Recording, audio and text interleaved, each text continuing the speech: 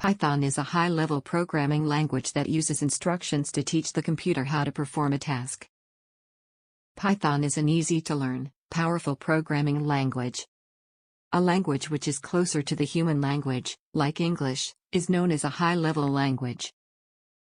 Python provides an easy approach to object-oriented programming.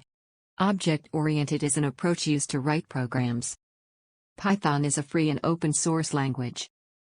That is, you can read, modify and distribute the source code of Python. It was developed by Guido van Rossum and was released in 1991. We would learn about object-oriented programming later.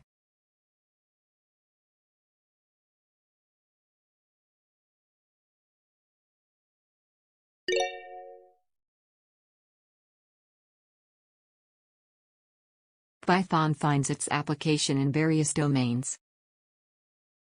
Let's see some specific scenarios where Python is used.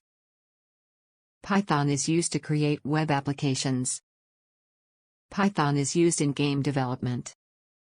Python is also used to create desktop applications. Python also finds